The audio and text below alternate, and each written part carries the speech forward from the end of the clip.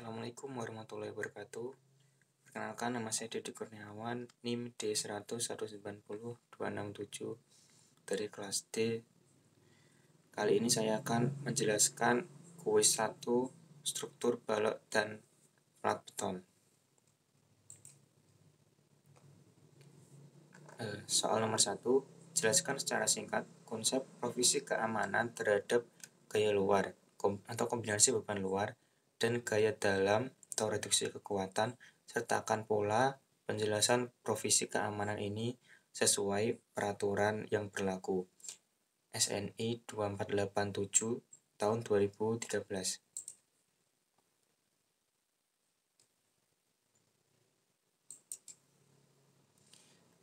Jawabannya, beban luar diperbesar dengan skala tertentu 1,2, 1,6, 1,4, dan lain-lain. Besar faktor beban yang diberikan untuk masing-masing beban yang bekerja pada suatu penambang struktur akan berbeda-beda tergantung dengan jenis kombinasi beban yang bersangkutan. Menurut pasal 9.21 SNI 2847/2013 adalah sebagai berikut. Nomor 1, menahan beban mati saja. 2, menahan beban mati dan beban hidup. 3, menahan beban mati, beban hidup, dan beban angin. 4, menahan beban hidup, beban mati, dan beban gempa. Beban dalam atau faktor reduksi kekuatan diperkecil dengan skala tertentu. Ada 0,25, 0,65, 0,9, dan lain-lain.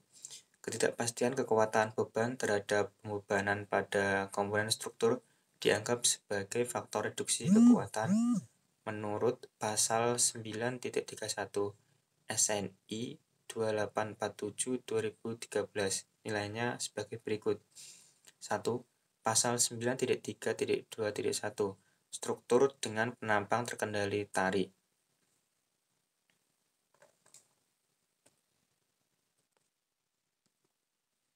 Yaitu jika regangan baja tarik terjauh lebih besar dari 0,05 pada saat regangan beton tekan mencapai batas asumsi 0,003.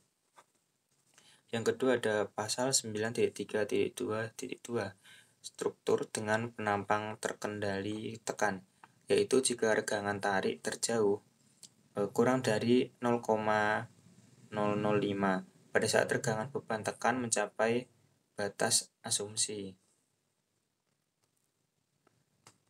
Kemudian yang ketiga ada pasal 9.2.2.3 geser dan torsi.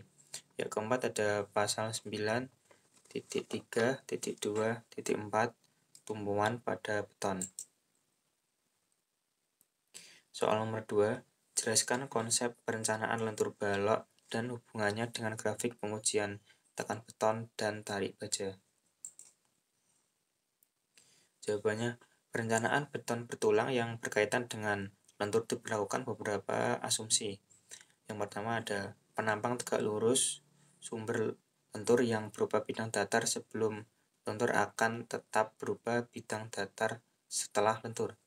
Yang kedua, regangan pada tulangan dan beton harus dihasilkan berbanding lurus dengan jarak dari sumbu netral.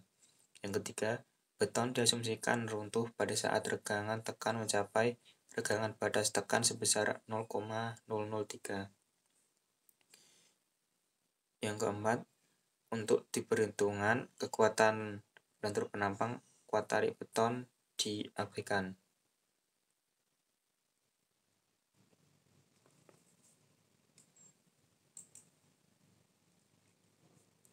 Kemudian ada grafik hubungan pengujian tekan beton.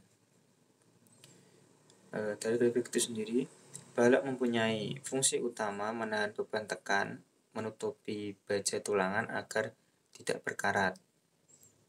Kuat tarik balok hanya 10% dari kuat tekannya. Kemudian grafik pengujian baja tarik. Baja ketika mengalami kondisi pada titik FY dan setelah terjadi pelelehan baja masih bisa mencapai puncak dan kemudian patah. Ketika patah, kekuatannya sebatas theta F kali Y.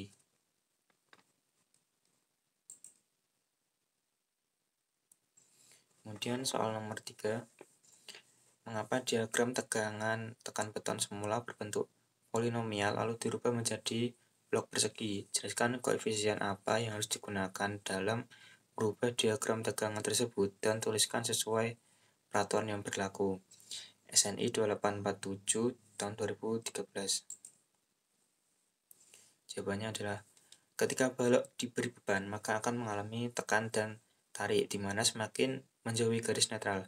Ketika beton mengalami retak, maka harapannya baja juga mengalami leleh sehingga mendapat kondisi balance. Pada saat beton mengalami retak, maka kekuatannya tinggal 0,5 fs. Jika digambarkan diagram, maka akan menghasilkan bentuk polinomial. Karena bentuk polinomial susah untuk dihitung, maka diubah ke blok persegi. Nah, di sini ada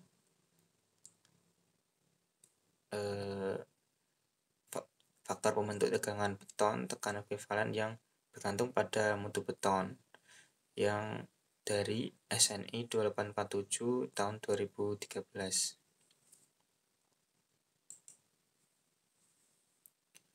Kemudian soal keempat, dalam perencanaan tulangan rangkap, penting kita memastikan kelelehan tulangan tekan dan tarik. Apa konsekuensi jika tulangan tidak leleh? Hubungkan dengan grafik penguji tarik tulangan. Jika bahan retak dan baja tulangan tidak leleh, hal ini berarti tegangan tekan beton sudah mencapai batas 0,003.